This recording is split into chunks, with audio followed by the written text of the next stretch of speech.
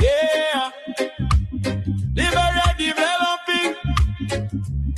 This is the Class Reloaded, the #1 online show that brings the truth. Showcasing JMB and JKK progress all across the country. The Class Reloaded, we are online every day. Showcasing progress the Liberian way. Well, JMB and JKK, they're making the way. The Class Reloaded, we're shining today.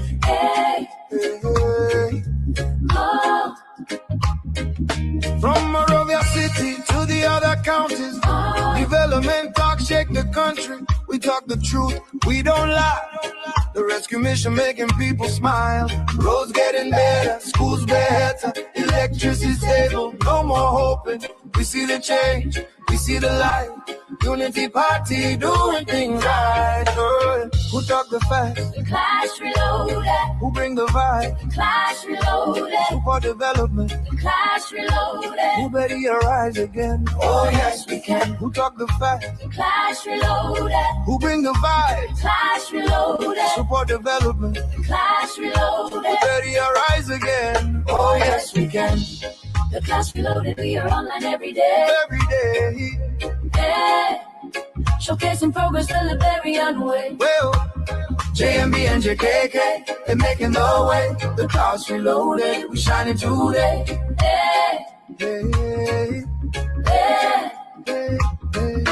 Turn up the sound, let the people dance. Liberia progress, we get the chance. No fake news, we bring the proof.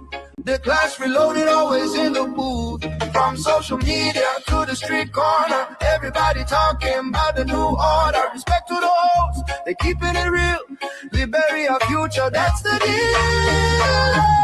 The Class Reloaded, Truth, Liberia rising, progress, JMB and JKK, develop. the rescue mission, we move soon. The Class Reloaded, True, Liberia rising, progress, JMB and JKK, develop, the rescue mission, we move soon.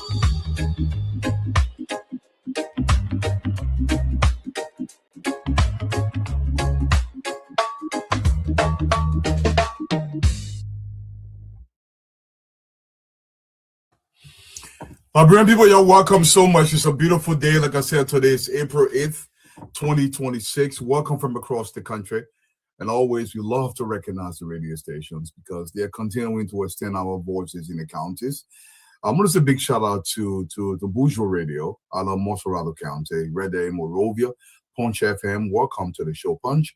Thanks for the relay. Trust FM out of Bomi County, Abliji Radio in Grand Bassa County, Radio Buto, the ever-present Radio Buto out of Sano County, Radio Sano in Greenville, Sano County, Tab FM out of Zwedru, Grangita County, Radio Yalimba out of Seklipi and Nima County, equally as well, Radio Gompa in Ganta City.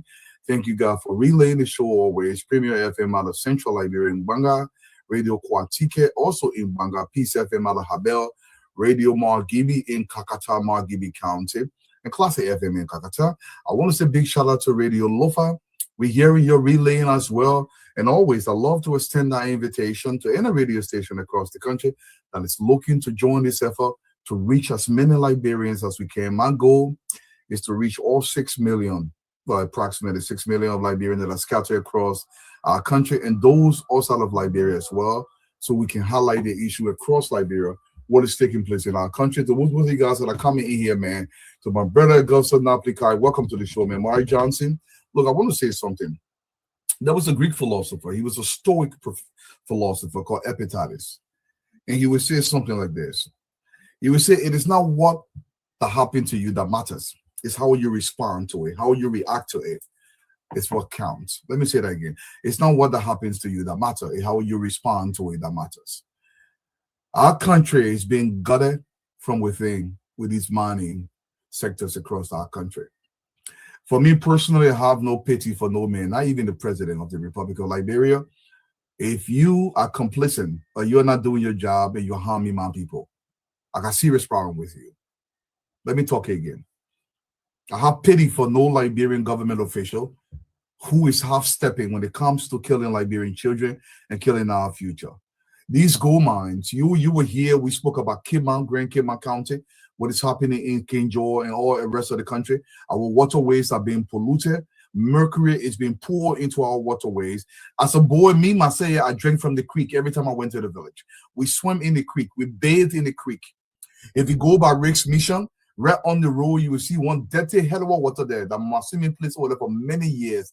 Every summer, or when school was closed in the dry season, back in the day, we were out of school in December. My father would just drop me off in the village and run away. He said, he sent me to my grandmother. And I used to love going to my grandmother because I love to swim. We would swim in the river. We would drink that very water. We wash our clothes out that very quick. So it pains me when our waterways are being polluted. To suggest that you don't have sufficient money, this is why you are not regulating what you're supposed to be doing. It's not sufficient. You don't need money to tell them to stop, to seize their equipment, to fine them, to arrest them. The regulation calls for that. If they're harming the future of this country, we must stop them. Honorable Yakablo, you are not doing this country the favor that you should be doing this country. You know better, sir. I'm going to extend an invitation to you to come on the network and provide some clarity what is happening in Riverside County. This is pissing me off heavily. I'm not going to lie to you. You're polluting the waters in Riverside. They have begun polluting the waters in Grand Crew County. They are polluting the waters in Sano. If you went into Grand Gita today, the waters are being polluted out there. They are taking our gold, taking our diamond. You seize the license if they're not going to do right by the Liberian people. We can't take small money, then we die at the same time. Developmentally, our children are going to be stagnated. That means the brain will not grow. Then we say Liberian and two door. Then that doorness can call. Let me tell you something, Liberian people. Look, when you see short men in Liberia, this is scientific. I am not exaggerating. The reason why we don't grow, I'm not a tall man. I'm 5'9". I'm not a tall man. The reason why we have a stunted growth in Liberia, when you're a small child, when you get sick plenty, you don't grow. When the food you eat is not quality, you can't grow.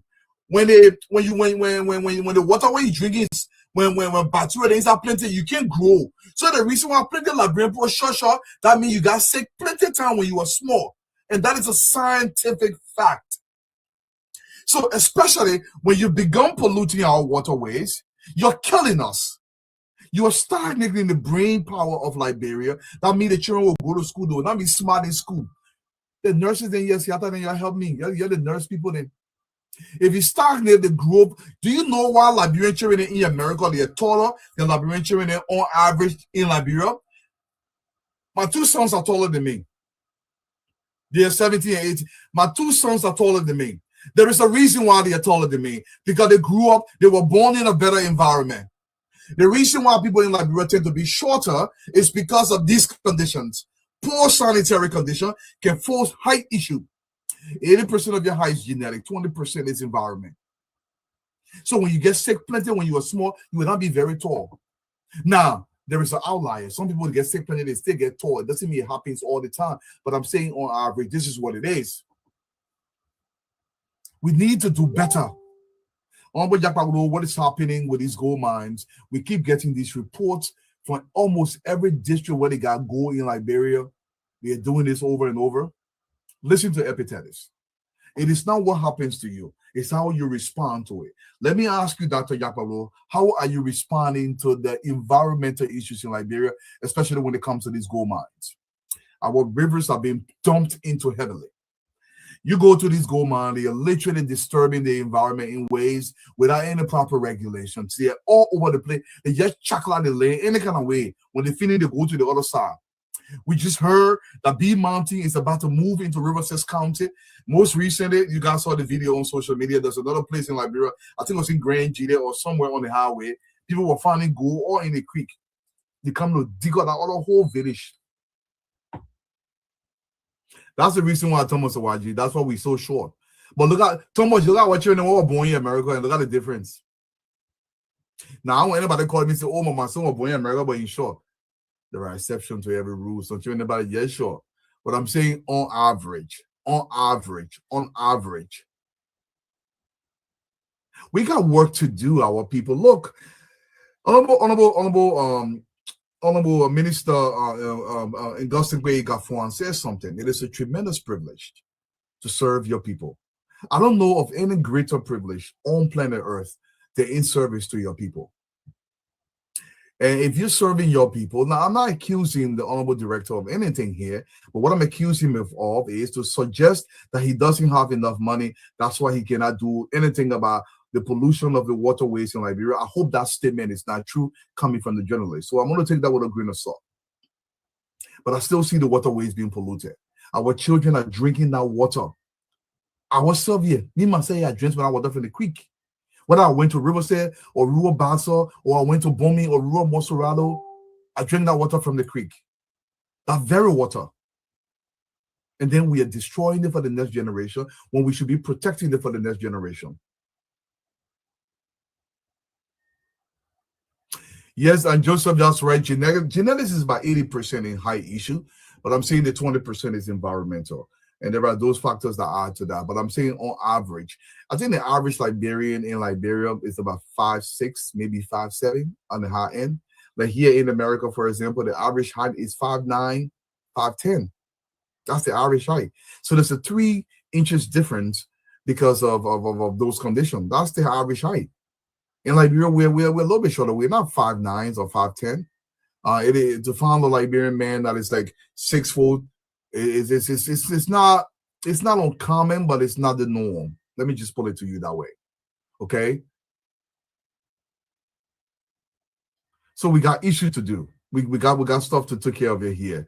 Okay. In fact, Associate Timber's son, he's like a freaking lead pool way over her. You know what I mean? But if I've been told to, so I guess that kind of adds into it. Those Liberian people, we got to do better. Let's remember Epictetus, okay? This Greek story philosopher. He said, listen, it's not what happened to you. It's how you respond to it. Liberian people, we have a duty to respond to the things that are happening in Liberia in a way that benefit us. Dr. Yagba, you have an invitation to come on the platform and explain to the Liberian people why these people are polluting our creeks, our waterways. A couple of weeks ago, I played something here also out of Bassa. I played another thing here. I think it was out of Grand Gila or Grand Crew County. They're polluting everywhere. Exactly. He's 6'6". They're polluting everywhere. This is an issue. This is a very serious issue for us. We got work to do. We got a lot of work to do, guys. This is not something we just sit around and we believe everything is okay. We just leave it, exactly. Poor nutrition, absolutely. But I mentioned that as well. So it's poor nutrition, etc., etc. It's part of that. It's a major part of that as well. So once again, man, you're welcome to the show. I see my brother Mo in the back. Mo, wave if you're ready to come on screen. I don't know if you're on a computer or whatever you're on.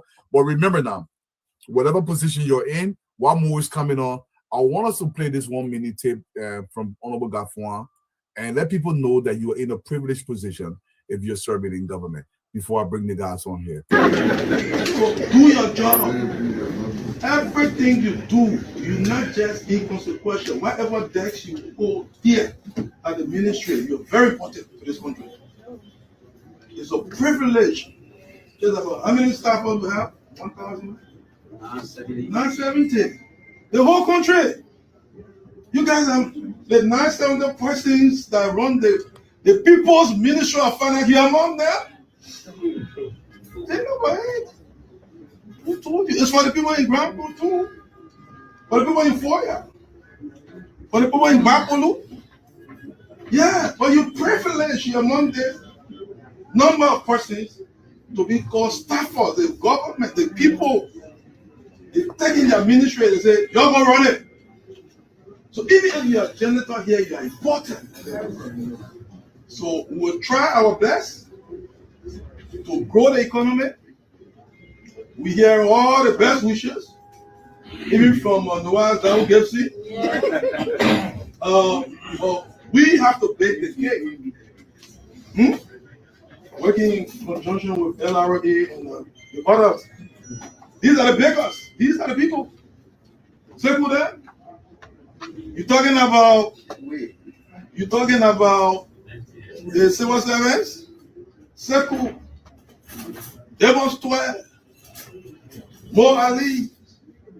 These are the people. All the revenue generators. And public works is a revenue generator somehow. Because the role you gave him makes it easier for us to raise money. Let's increase the power. And we are on the track. And I'm very No small job in government. Thank you, Honorable Gafuan. Even a janitorial staff at the ministry. That's not a small job. You're in a privileged position because out of almost 6 million Liberians, you're fortunate to be in that position to have a job and working for your people. Okay, and work for your people. Brother Tama, you say, what about this person or this person? The more affluent a family becomes, I don't care if they live in Mexico or China, on average, their kids tend to be taller because of these factors. There are so many socioeconomic factors that I could stay hours here listing some of them. More, welcome to the show, my brother. Let's talk Liberia. What's on your mind? They call your name. All of yours. Not say government today. That more Ali them. Who running down what else? That more Ali them. But they look not sweet. That more Ali there. More. They didn't really put people on the stick. You go on that stick. Why man you mute it?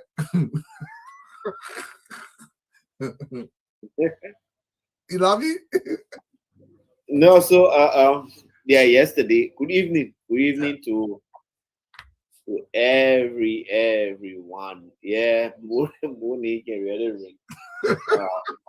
And I allow everything in the government.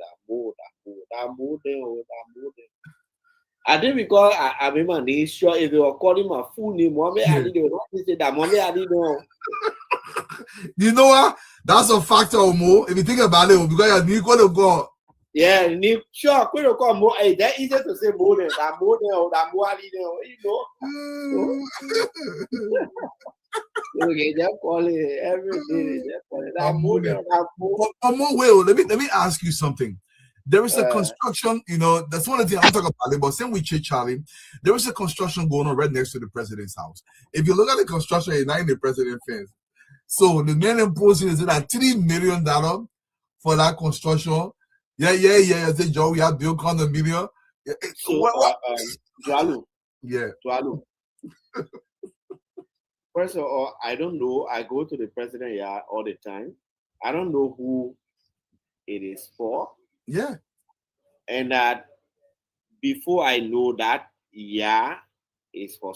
I don't know if it's for the president or whatever, but I know the house, the fence, the president's house is in. Mm-hmm. It's not valid. There is a division between there. Mm-hmm.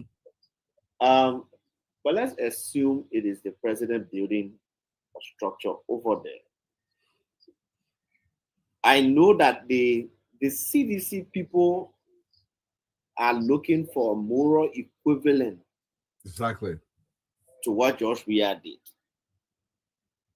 Like in the first 6 months, they broke his 9th Street resident down. No, 9th Street Dompa, that place was Dompa. I actually went there before they broke it down. Nothing was there. That's what I'm saying. And then in the first 6 months, 1 year, they built the condominium. And we talked about it consistently. So they are looking for a moral equivalent to say, oh, Joe, yeah, they won't air men and look, had it been, for example, that Josh had built his 9th Street house in his 3rd year or his 2nd year, people will say, yeah, but the president can afford to do it. And I heard from someone, they said that place is a warehouse they are building or something. Somebody who has been president for 2 years, Tualu, if they build a warehouse or build a house, the president cannot afford to build a house? One horse? Let's not make it to look like when you are in government, you're earning, you are not supposed to build a house with it. Let's not give credence to that argument. Let us not give credence to it. Out of his own salary, the president can be anything he wants to be, especially after being in power for more than 2 years. Somebody brought that argument to me, and I told them, look, I'm not giving credence to faulty arguments that are faulty from their very foundation. and you're looking for a moral equivalent of what we are did. 6 months into your presidency, you're already constructing a condominium of almost 42 units. That's not what we're talking about here. So, oh, the man paid their own too. Nobody is giving credence to that crap. That's nonsense. I spent 2 years as managing director of water and sewer utility, and I want to build a house now, especially if I am, looking at my expenses and everything. I can. I should be able to build a house. As a matter of fact, why do people work? Why do people work? People work to better their lives.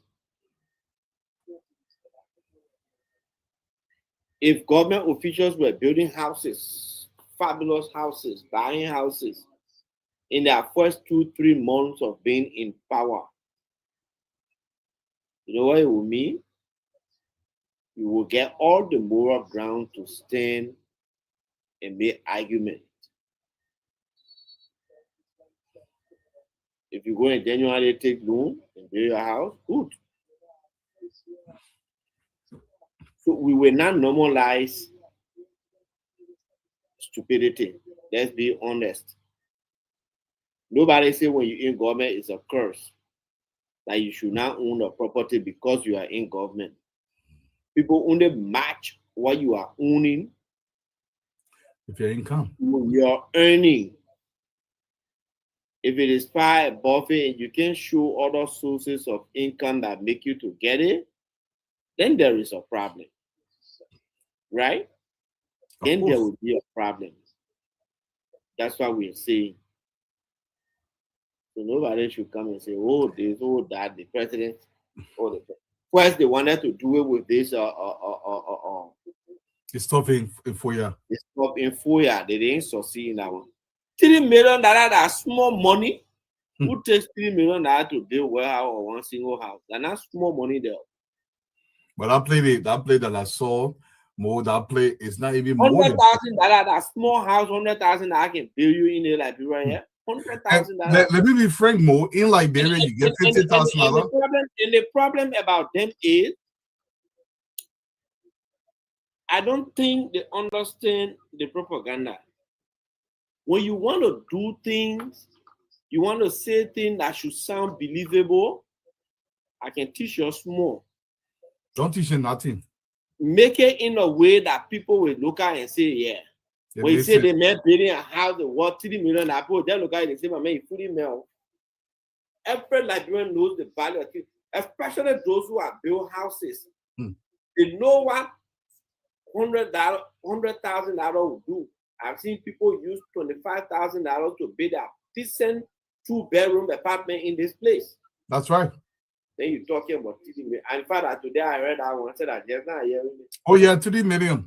And the thing is that particular facility, I can look at that thing and tell you the cost. Is that we'll play what I'm doing? I'm winning $65,000. Now we have to be clear because I heard somebody here, I think it was Blama, say, "Oh, you more now you justifying building." I want to be very clear. Nobody's saying that belongs to the president. This is the news online. This is just a chit chat. I will justify building. You know, Dwalu. Let me say this, right? Go ahead. A reason why somebody I will justify building. There is no law that says that when you're in government, you're not supposed to pay house. Look, I went to school, high school for more than 12 years. Started school in 1982 and graduated until 1998 because of all the intervening factors. The first one was the 1985 coup. The second one was the war. Then I left from there. From that high school, I went to LU. I spent 7 years there. Then I went and got a master's degree and came back. Who told you, say, I went through all these years from 1982 to 2014 to come be suffering if the opportunity exists for me to work genuinely and live a decent life for myself? Who told you that? And I want to add this in to Liberian people who were determined, because I personally want to find out You can take $50,000 to Liberia and you can build a quality 3-bedroom house. I'm talking about quality 3-bedroom house. Decent quality 3-bedroom house. That's one of the benefits of Liberia. When you see people posting these massive things, especially the officials of government, say, I went, I paid this school, but 3 million. Most of it are lie. $50,000 can build you a decent quality 3-bedroom house with 2 bathrooms inside with car garage, everything in Liberia. That's just like Opa say. In fact, if you want to build massive amount of houses, you use the dirt brick in Liberia, you can probably build a decent quality, that same thing, 3-bedroom house for like $25,000, $30,000. So there's not a lot, but we're going to start with the first topic here. This is a publication coming from Verity News. And I'll play a short video here. And let me just read an excerpt from it here. Verity News investigation has obtained multiple videos of a disturbing scene where an LEC technician who is now hospitalized was allegedly beaten.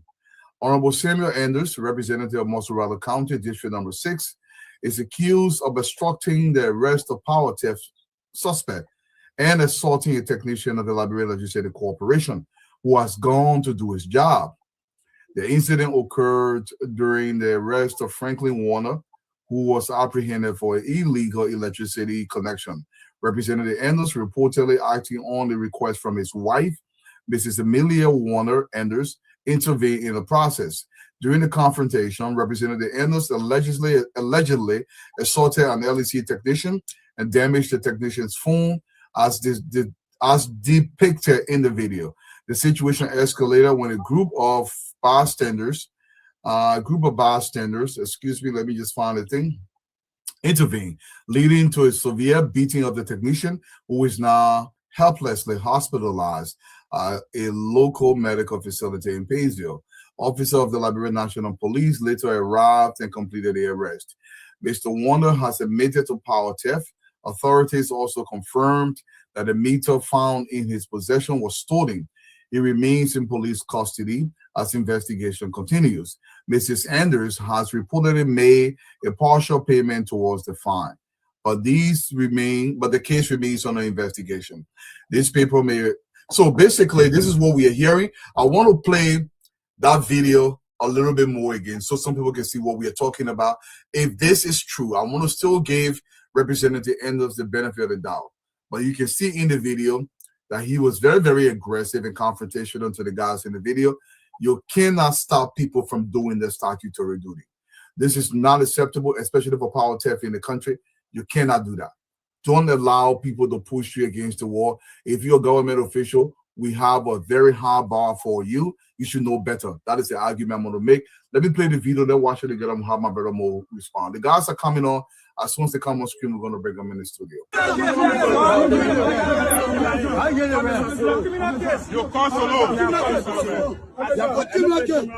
No, you cannot face.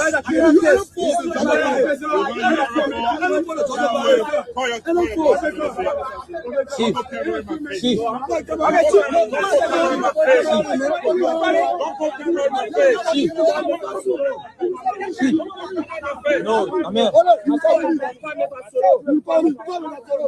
Don't put camera in my face. Don't put it in my face. Don't put it in my face. So you can see Representative Anders literally assaulted that person. My thing here is, this is it. Power theft is illegal.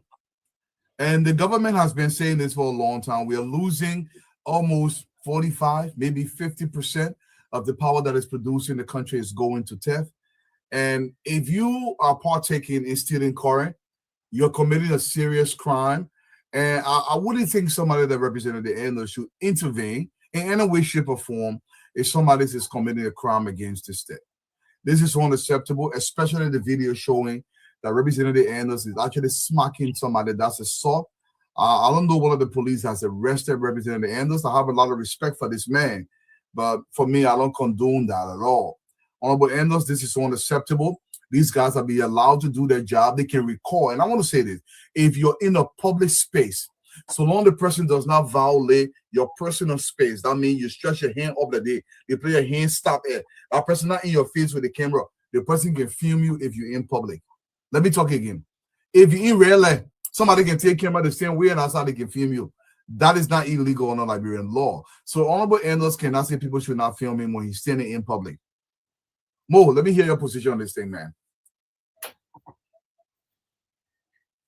Well, you know, one thing that has permeated our society and has been there for a very long time is the big man syndrome. The big man syndrome, the official syndrome, that title. You know, people feel that many people are guilty of it. When they are in position, they can do anything. In Liberia, Honorable Endor knows that Honorable Endor lived in the US before, I believe. Of course. He knows that if you were in the US, a police officer came to effectuate an arrest, he will not even stand there to talk. I've seen police officers drag senators from in the Capitol building. Of course. Not from anywhere. Dragging. From in the Capitol building, they're dragging. Then nobody summoned the police chief of that area, the constable or the policeman to say, come this. The ordinary people in this country, Dwalu, if you are here, you are a minister, and one ordinary person does wrong, and the police go there, the first thing they do, they want to call Dwalu. You will see. And that happened to me plenty. You go, you do your wrong, you call me, and not there. You got that more than. You call me, my hand not there. That's why when I'm in the traffic, for example, I make sure my everything correct. Even yesterday, I was coming right to on the second junction. The police guy stopped me. Well, lesson. I took my lesson. I show you. Oh. And so he goes there and stand. And then it has been proved that the person stole the meter and the stealing current, for example. So you now, who the representative is supposed to be on the side of the law, and you're standing there because, and the only reason why most representatives will do that, because they want to quote unquote give favor with the people. So that when voting time comes, they will jump behind and say, end of the mayor, you so when we do bad, I didn't make it go tough for you. You call me, you'll be there. Ma'am, the picking who can drive for me. No, it's clear. One day we were in the traffic, I'll give two examples of him. He took the telling, I said, my man, when they arrest you, I'll be sitting in a car, they will deal with you. The statement even finished from my mouth, pam, they put him in front of the car park. Okay. I was sitting there, they issuing $50 ticket. Correct. And they seize the lesson, and I told him, say, you will not drive if you don't get your lesson. Already. And he went and paid $50 and came back. I bet That you time he there to fuel the part of the jail, they put in that they play what they can people and people. So that's what people can do. That's what they can do. It's bad. The society can never go forward like that. When you have lawmakers helping people to break the law, the LEC, everybody can be crying, oh, LEC, oh, LEC.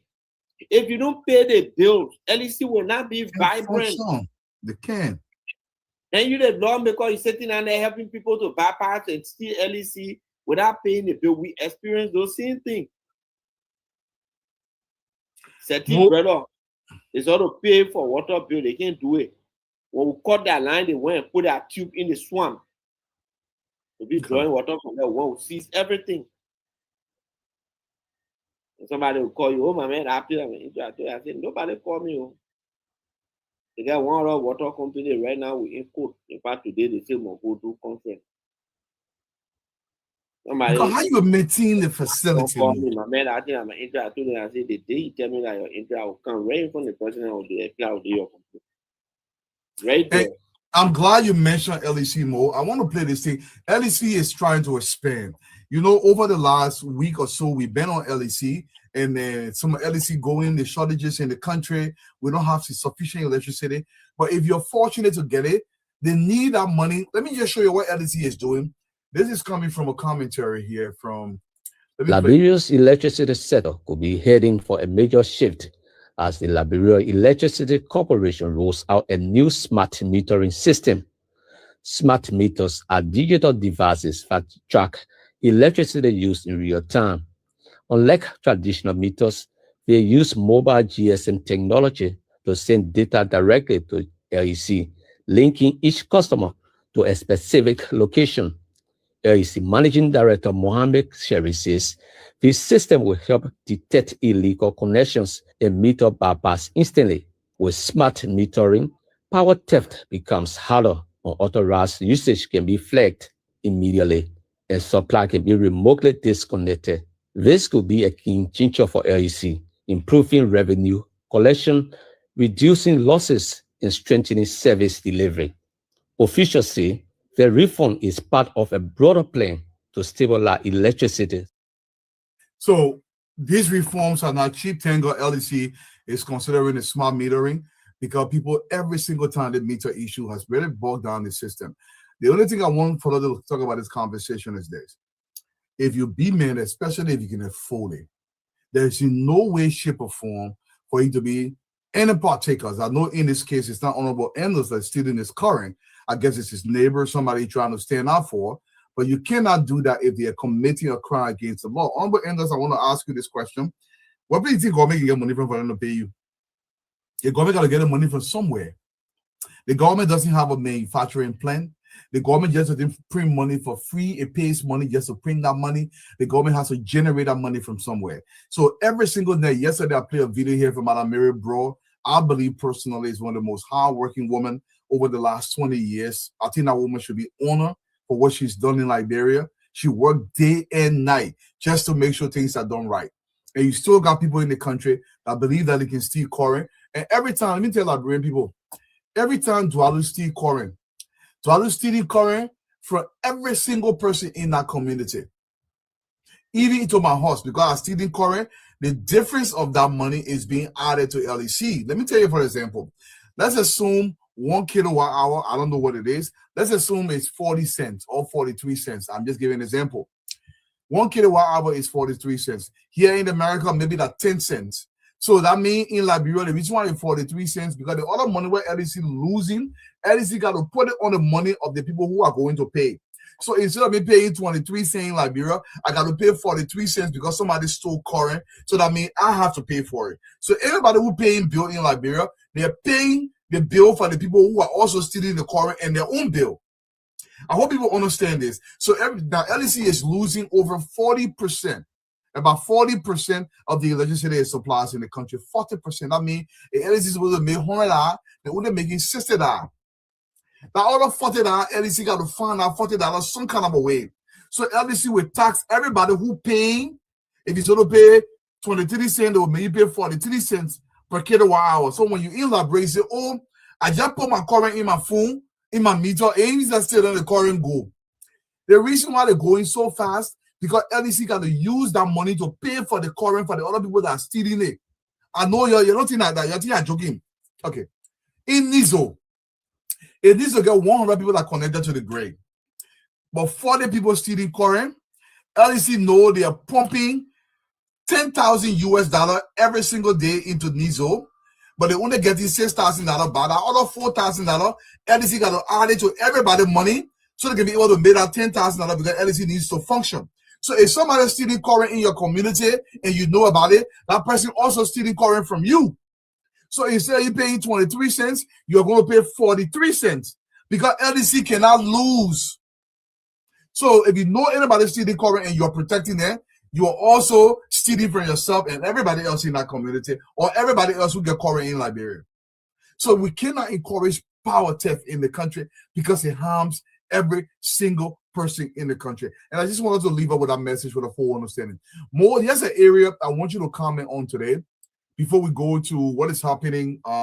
With if I play the video, I want to just read what's been said from the other political party here that are already endorsed what is happening with I want to get the proper printout. The Still One Gongos Party. So the Liberian People's Party Capital Bypass. This is a release today, April 8th. I just want to read a highlight. Press release. The Liberian People's Party would like to congratulate Mr. Jonathan Wieder on his nomination as chairperson of the National Elections Commission. His nomination to lead the NEC was confirmed by President Joseph Yoman Boakai on March 30th, 2026, following the resignation of Madam Devieta Brown Lasana from the electoral body. Mr. Wider's nomination comes at a time when Liberia's Electoral Commission is under increased scrutiny, with growing calls for greater transparency, improved technology, and quicker announcement of election results. The Liberian People Party, Liberia People's Party, LPP, is convinced that Mr. Jonathan Wieder is the most suitable candidate for the position of chairperson of the National Elections Commission. The LPP views Mr. Wieder as an apolitical figure with a track record of exceptional integrity and professionalism. His extensive experience in election administration positions him uniquely to address and rectify the challenges faced by the Liberian Election Commission. I'm actually reading from my phone. I want to hear anybody say, "Oh, Dwalu, you stole it too much." But more, this is why I have you here today. I want us to talk about this issue because it hurts my heart by way. I will have you listen. It's important you listen before we comment. This is what's going down, Waterside. And it's in your area, but we gotta listen. We gotta listen to this. Talk to her. So you sell food down at Waterside Market. Yes. And I'm smelling the feces. Thank you. Some coming all over the side. Thank you. How do you feel? I'm not feeling good. What I will do, I give to anything because now I pay for the shop, but I pay for the place, so we can go anywhere to go sell food. We don't get no shop right to go sell food at no place they sell. And one customer, our customer receive with us. So well, that's kind of situation. Are you scared in customers are still coming? Yeah, customers coming because why they know we can cook food and they can complain. Yeah, they can complain even when they can't eat there in the shop. They say I mean the shop they can't eat. They can complain. But what we do, we can't do anything. We go pay you your money for the place. Not that $200 for the place. The place. $1 And the first thing you leave that area. Thank you. Most of the time, I get back from my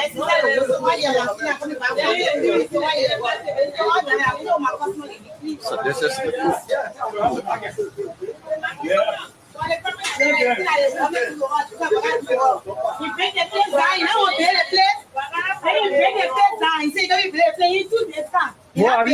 Is that more Ali? Thank you. Sure. Right there. Now, Mo Ali. Mo Ali, why are you making people go down there to the Oman Go shop? In the first place, Dwalu, Yeah. that place should not be a Kobo. Mo needs we. No, so Dwalu, let's talk about it, right? Let's talk about it. In the first place, that place should not be a Kobo shop. That's number one. Some of those places are manhole. Those manhole feed into the line, right? Those are manhole, receiving manhole. Those receiving manhole, nobody is supposed to construct on them. Nobody. Those manholes are in a place that you call public utility alleyway. They get out, they go, they build there. The sewer truck supposed to access all of those areas. So those manholes you see leaking, the sewer truck supposed to access those areas so that we use those receiving manhole to run through to the receiving line, the sewer line. That place you see, truck able to go there, they will feel their own problem. When you go there, you say, let's move these structures in order to clean this place. The next thing, they make serious noise. You're spoiling our places. We not get place to sleep. We suffer to voyeur. You're breaking our places down. You see that place, then you go to Beko shop there. They say you're renting place there 1,200. That is supposed to be. You're not supposed to build there. Nobody's supposed to build over there. Why are you building there? Some of them can build to the extent that they build on top of the manhole. It's either on their porch, some of them in their room, and all these kind of things. So let them talk, all that thing. Right now, we carry the truck over there. How can we? Okay, they say, oh, you can't buy it, and they say you can't build it back. You ain't agree. We say you move, let's demolish these places so we can be able to clean the place. You say no. That water side, every day we clean it. You see, all the building over there, you go there, you say you can't pay, see what build, they don't do it. They want free things and they want it to be clean. If you know that that thing is affecting you, you will join to help us to say, let's demolish these structures so that water and sewer can be able to. Other places that agree, you go there, they clean. Yeah. Go on Nipple Street. People agree we demolish the structures. We relay the entire sewer line, everywhere on Nipple Street. And because we did that, that's how Public Works was able to build the road on Nipple Street, go there. We just completed Merklin Street. Benson and Gary Street, that place that used to run water from the manhole. Any water you see running there now, they see people say that in Costa building and they wash clothes, they just dump it down. They waste it. We fixed that place. Go on Center Street. All the places. So if you're not agree for to come clean the place for to demolish the structure, man, then not my problem. You cooking your kobo in the poo. You should be sensible enough talking about that baka, that bo, ali, this and that. Move from there, give us chance to do our work. If you not give us chance, you cooking sickness for the people. And she then get drafted talking about our customer and understand us. That level of drafted, that dirt you cooking for people to eat in. That's what I get to say about that. Yeah, we got a serious problem. Look, sometimes when I come here, I tell people that there's not one person responsible for Liberia. You don't have to be in government for you to have a responsibility to the country. It goes back to when she even said they came, they brought the plane, and they said we're going to bring road. You see road popping up everywhere. But here's the thing, the directors are saying you're not giving people a chance. But here's the thing, more, I'm going to play devil's advocate here. Why you need chance from her? If we have to do a job and that job needs to be done, how can she stop you? Or it's just the noise that come in, because I know I get it more, because when you go, the government kind of breaking our thing and down, and all the other noise come there again. But can we mind that noise and just leave the people be flowing? Because here's the thing, the health ministry has a responsibility here, Mo, with what's going over there. I don't know, the city corporation has a responsibility. That woman are cooking over there. If you get a kobo shot, there should be some form of license. So, I don't know the particular place. Yeah, I don't know the place either. If I know that particular place, if I see the journalist well, the direct mail, I will send the team there and we'll clear all of them from there. Yeah. Some of these places we don't even know there because they are concealed those places. So if I know the particular place, we'll go there, we'll take Public Works. Then tomorrow you will hear them say, oh, why they can't break our places and why they can't break our places. But you not say you need a chicle. But yeah, they chew it. There's nothing. They can't chew. It just they're not worried. Yeah, it's because that like you said, are signal the cooking for our people, and that has to be addressed. This is something we have to focus on continuously. It can be done one-sided. We got to always remember that this is very, very important on these issues that are happening across the country. Liberian people, it can be just one thing about one person all the time. Everybody got to play their part. I was listening to Mama Ellen Johnson Sirleaf today. She was talking about continuity in Liberia. And I thought it was really, really nice that she was willing to speak on this very issue. What it really like to have continuity in government, the importance of that. A lot of things was begun on the UP administration more. You're fully aware of this. President Bouakai at the time was the vice president of the country. Most of these projects were expected to continue on the administration that succeeded Ellen Johnson Sirleaf, but most of them did not happen. And Ellen was trying to make this statement, say, listen, government is continuity. Yes, it was begun by me, but I want this to continue. If the next person doesn't do it, I mean, they actually fail. Let's listen to Mama Ellen Johnson Sirleaf. It's about 3 minutes long, and I want to play the entire tape and listen to her, and then we'll speak after. It is encouraging, and I'm glad that if it's stalled during a certain period, that is now being revived. Yes, it is. And that is now moving, and that's the way it ought to be. That's what continuity in governance is all about. Someone does what they can and move on. Next one picks it up and carries it even further, and it goes even further by someone else. So that's the way it should be.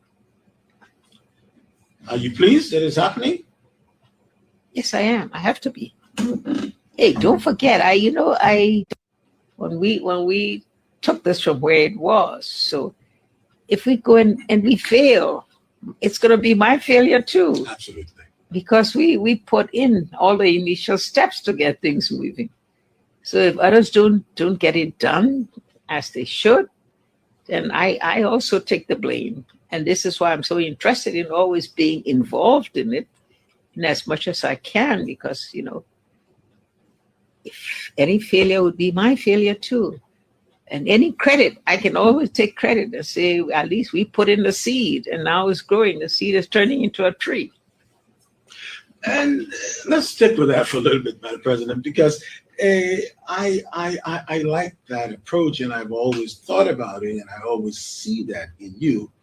Because the collective ownership for Liberia's growth and development must be seen and felt by all of us. And the fact that you have always been so constructively engaging about our growth and development, because you picked up this country when there was barely nothing. Yeah, wait a minute. The responsibility is for the people. Don't forget that. Absolutely. No matter what authorities can do, a country progresses in accordance with the people's own involvement and participation. The ownership. And contribution and ownership. Yeah. So every time I talk to somebody and I say, how can I help you? And they say, you may just help me to get to the United States. I say, well, something's wrong with that. Because the citizens have to own it. The citizens have to contribute to it. Citizens also have to benefit from it. So you see, it's something, but it must be that collective effort to be able to get it. And sometimes we don't have that in this country. Let's be very candid about it. We don't have that strong spirit of ownership and togetherness, collaboration and cooperation. It's so selfish. Everyone is what's in it for me. And that's part of the problem here. People don't see beyond themselves or their families or their church or their organization. But the organization, what they see is what's in it for my circle around me. You can't build a nation if you can't see yourself as a part of the effort. And that's one of the reasons I come here. But I come here when I say changing minds and changing attitudes. I can talk all the book talk. We can talk all the book talk. At the end of the day, people have to appreciate their own country and have to make their country work. Otherwise, it doesn't work. Look around you. Look at the others. And that's a lot of people are going to hear me for this, but I will talk it anyways, regardless. Moore's coming right back. Some of these guys are running late. And I'm going to say this. Ellie said a lot of stuff, but I want to dwell on this portion. People have to make that country work. Yes, there was Mr. Dollar. You said it not in America. That's why you say it not one for. When you go to Ellen Johnson Sirleaf, former President Ellen Johnson Sirleaf, he said, man, just help me, just get me to America, take me out of here. If we don't own what's happening in Liberia, how we expect to change it? Yeah, but Dwalu, you say America have, but you're kind of let we go there. It doesn't matter how I spin this conversation. It will always lead to you hear America, like what are you talking about? I want it for. But let me say this. And you'll hear me for it, but I'm here to say the truth. The probability that you are going to come to America, it gets smaller and smaller. In fact, right now, it's probably less than 10%. Right now, as compared to before. Although this current administration in this country is being heavily discouraged, that they want people to come to this country. So your best chance of living a fulfilled life is in Liberia. The argument that I'm making here, we have to focus on Liberia and doing most things in Liberia so we can be able to grow our country and don't have to fight to come to America. Because if the expectation that we are going to come to America before we make it, we're going to spend our entire lives waiting to come to America. Citizens themselves must own this locally. You must own this locally. If America does happen, then yeah, please go. If Europe comes, go to Europe if that's what you want. What Ellie is trying to say, we must be grounded in Liberia, not just people that are on the ground, but even people here in the diaspora. There must be some grounding in the country that we all become partakers of. This expectation that Liberia is going to be transformed from by some magic or somebody will come from somewhere and build the institutions and build what is required for Liberia to be transformed. It's a fool's errand. It doesn't happen that way. No society has been developed where somebody flew from the heaven or God descended from the heavens and came down to that country to transform that country. And I think despite what you think about Ellen Johnson Sirleaf, she's on to something here. But then again, when somebody like me makes the argument, or say, well, Dwalu, you went to America, why you didn't stay? Fair argument. I'm not going to argue with you. I can tell you, well, I was a child. But I'm not going to make that argument. But I'm a grown man now. Why I'm not in Liberia? Maybe my life is already settled on the side. So I said, well, I will try to make the transition back. But my argument, if we are going to grow Liberia, we must be entirely invested in Liberia without waiting to go somewhere else before we can grow who we are.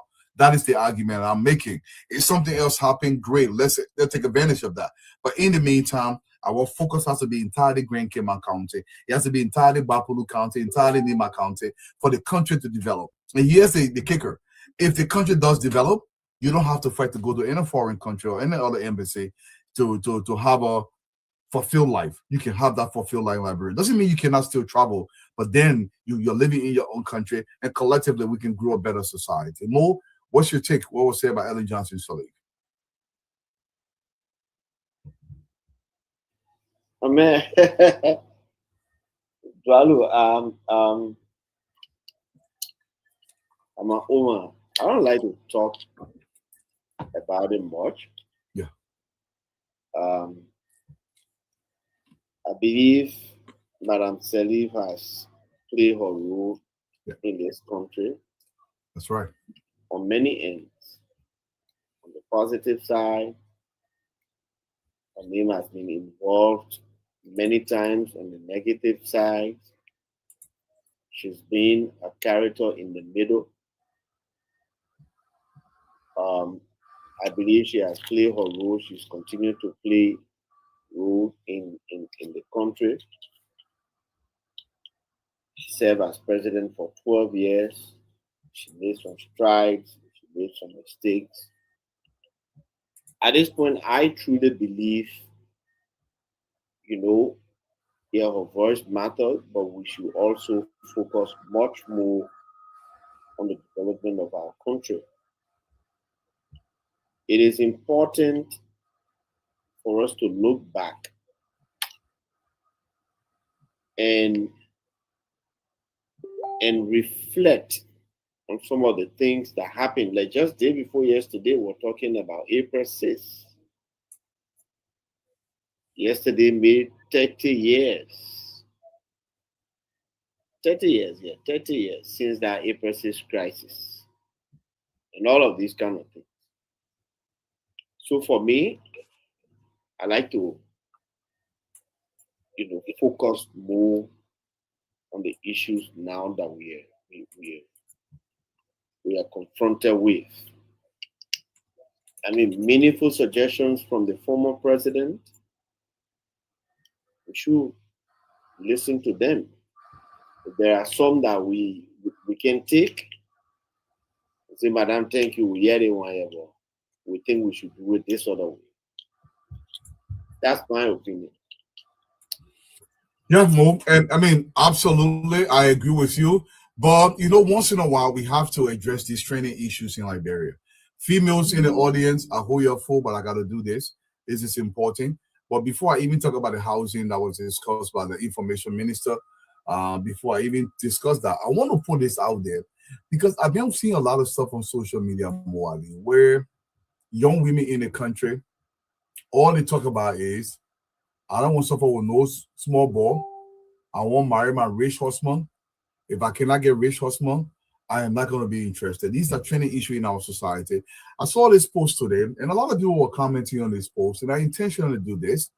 She said, it's always the broke small boys with the most to say. When it reaches your family time, they your sister day struggling labor. Now, if you watch Street Fries, is some of it, they discuss on Street Fry a lot. Your mutual move, they discuss on Street Fry. Put it back. I want to see the person face good. Yeah, see the face good.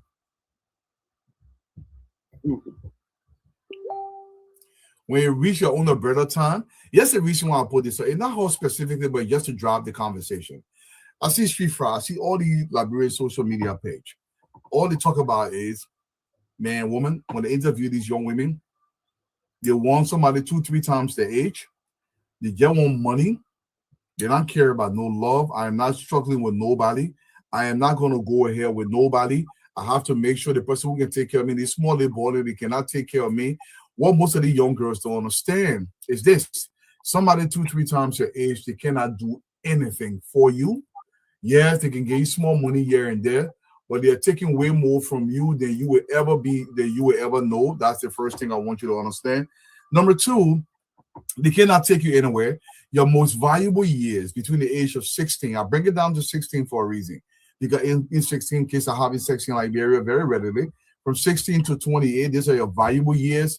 And you're saying you don't want somebody that you got to struggle with to build something with, where when you become older, you can say, okay, this is something we built together. Nobody's considering that. The counter argument to that, some female will say, oh, Mr. Dwalus, now you build with them, they get something that will lead you. Nothing is predetermined in this world. But the mere fact that you're willing to mortgage your most valuable year, I call it your husband-finding years, to men that could ordinarily not take you anywhere, how is that going to help you when you say, I want this small ball? When you reach your own or sister time, let's go look for a small little ball. For me, basically the implication for me, I'm going to find BB man that will be able to help me. I'm not going to help you with $50 a year, $100 a year. The small ball cannot give you $100 a year because he doesn't have it. But if there's your own age mate, you can build something with that person. It goes a long way more, Ali, than just because I want young girls in the country to discourage themselves from there. The real world does not work that way. You're not going to watch Nigeria. That thing on Nigerian movie, it is not real. You're not going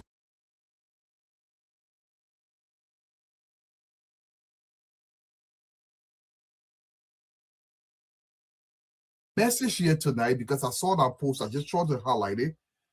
Young girls in your mid-20s, in your early 20s, that's time to find your husband. I know it's counterintuitive to most of you guys. From the age of 18,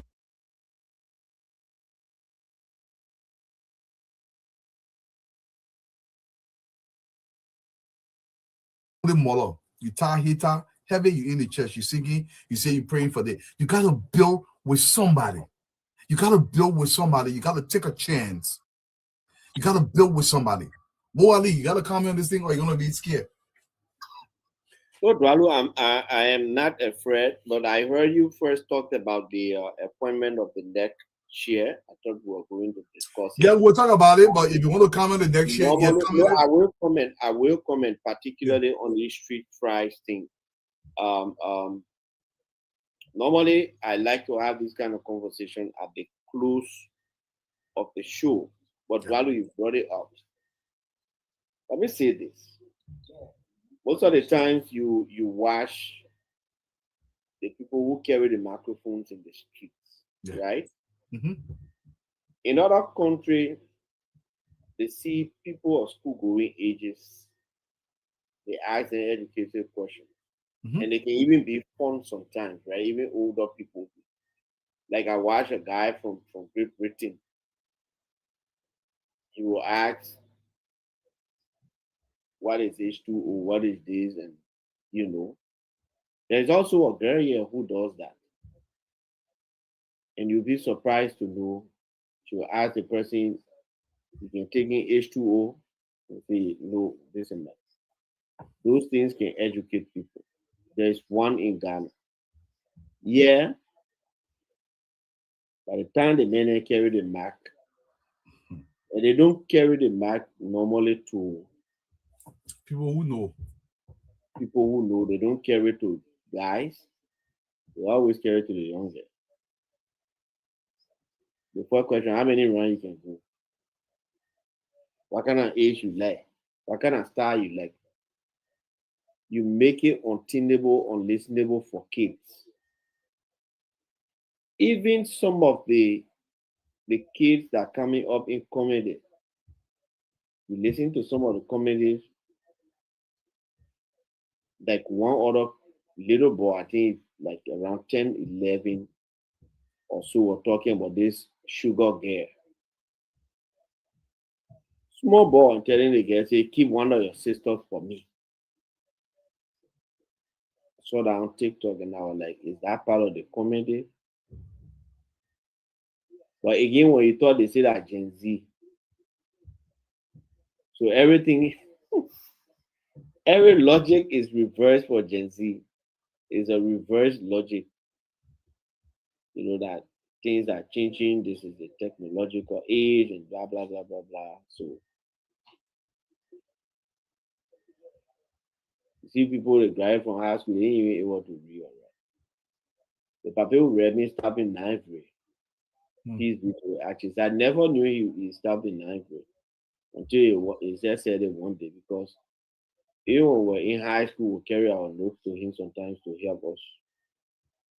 I don't know how they used to learn and how we learn it this time, but I just believe there was some fundamental difference between their elementary and junior high school and high school to ours today. Maybe because they have more serious teachers, and maybe because at that time, any older person could discipline a child. You don't got to bond the child. You see them doing bad, you whip them. You can. Well, when you try about whipping this time, everybody will jump on you. But you discipline the child, carry the child to the house, the parents discipline it again. Yeah. But there used to be two ways. When you act fully to your heart, your parent can deal with you, then they carry your complaint to the school deal with you. But while we're in the Gen Z age, so let's go to our election. Yeah, but let's go to the election. I know I read the commentary. You want to comment, Honorable Wheeler, and the LPP from Honorable Gunglo? Yes. He's in support. Yes. Yeah. Yes. So firstly, there's been this propaganda from particularly the CDC, that the Honorable Judeton Widow is a UP partisan. And then I even heard my friend Rodney on the radio saying, oh, the man supported UP. He was in UP campaign, so UP partisan and this and that.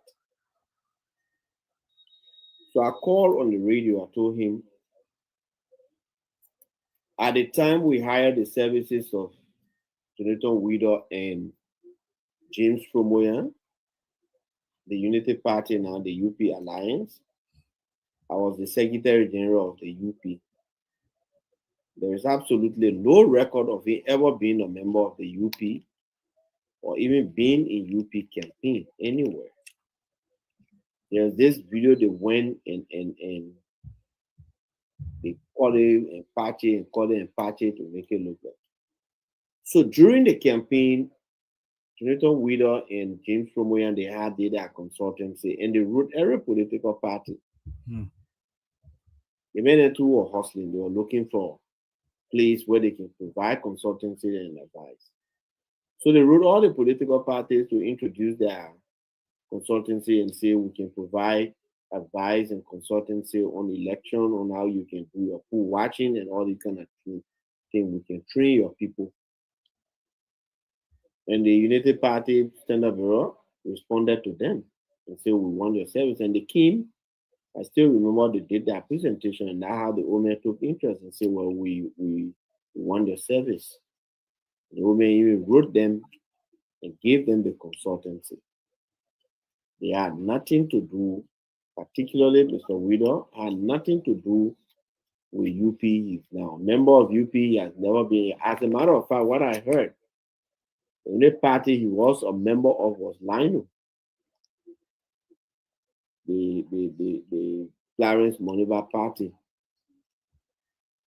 But then I told what he named Rodney. I said, look, Rodney, look at the very neck.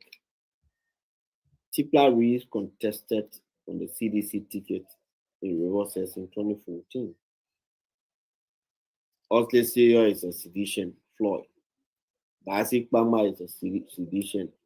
Josephine Colgate is an affiliate of the CDC. So what they're crying for, what they're jumping all around the place for. And the neck law says, if you were a member of a political party and they appointed you, you must resign. They say members of political party can be appointed. And so other political parties have seen this and they say, but there's nothing wrong with it. The MPP chairman, Honorable George Molba, has spoken on it and said that the Senate should confirm him. And the LPP has come out, other political parties. It's only our men who think that it is wrong. Well, Ali, and I'm going to say that we're going to stick on another, somewhat controversial topic, and I want people to listen. There is this proclamation out there that Honorable Brani Samukai is asking for $51 million before he begins the distribution of the yellow machines, which are not true. Let me explain what this is. The $51 million. You can even go to himself. He's explained this a million times. This $51 million that is being requested is operational funds. Okay, it doesn't have to come one time. It's for building these hubs. It's for gasoline. It's for purchasing rock crushing machines for these roads.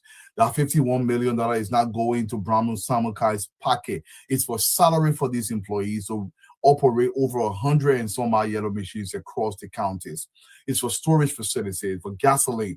Now, I want people to run a basic math. It's extremely expensive to operate yellow machine.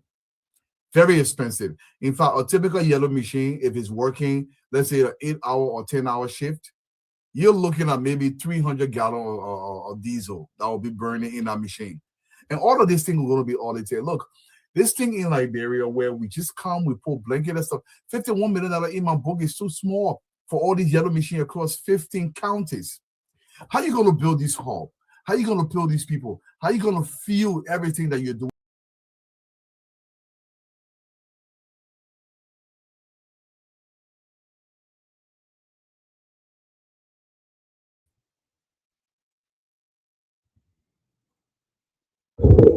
Hey guys, yeah, what's on? I hope you're okay. We got a little bit of technical problem. We went off the field, so we'll have to cut the live. The relay, we'll relay them tomorrow, but now the field is giving a little bit of problem. So let's switch directly to class reloaded. Yeah, thanks for being there. I hope you're doing great. Yeah, good night. Myself, I'm going there.